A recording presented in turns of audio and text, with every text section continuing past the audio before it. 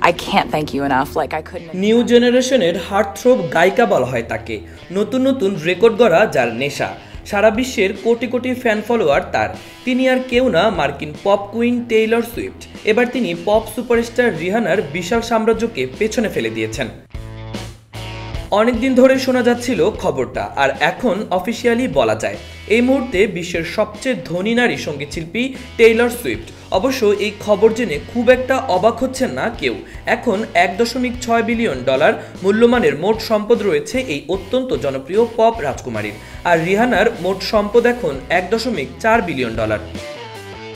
ইরাস ট্যুরের আকাশ ছোঁয়া সাফল্য আর বিশ্বব্যাপী টেইলরের গানের ডিমান্ড ও জনপ্রিয়তা থেকে অবশ্য এই বিষয়টি অনেকেই আঁচ করতে পারছিলেন। আর এবার তো ফোর্বস নিজেই খবরটা জানিয়ে দিল।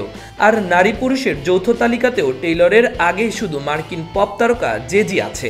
জে-জির মোট সম্পদ অবশ্য অনেক বেশি, $2.5 বিলিয়ন। কিন্তু টেইলর সুইফটের বিষয়টি সবার থেকে আলাদা, কারণ তিনি এই লিস্টের শীর্ষে গিয়েছেন শুধু একটি কাজ করে, আর তা হলো গান গাওয়া। গান গাওয়া ছাড়া তিনি অন্য কোনো মাধ্যম দিয়ে কোনো আয় করেন না। 2023-এর অক্টোবরে বিলিয়নিয়ার ক্লাবে যোগ দিয়েছিলেন এই তরুণ পপ তারকা। আর ইতিহাসে তিনি একমাত্র সঙ্গীতশিল্পী যিনি শুধুমাত্র অ্যালবামের বিক্রি আর লাইভ শো করে এই 10 অঙ্কের সম্পদ অর্জন করেছেন। অন্যদের বেলায় তাদের সম্পদের উৎস থাকে বহুমুখী। 2020-এর পর থেকে টেইলরের মোট সম্পদ যেভাবে ফুলে ফেপে উঠেছে সেটাও এক বিস্ময়কর ব্যাপার। সে বছর তা ছিল $365 মিলিয়ন। তাহলে বোঝা যাচ্ছে এই মাত্র 4 বছরে তিনি $1.2 বিলিয়ন আয় করেছে।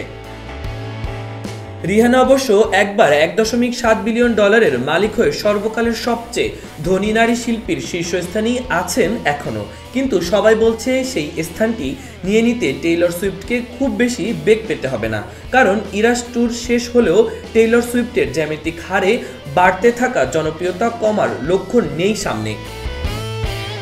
মাহবুবুর রহমান ইমন, খবর সংযোগ।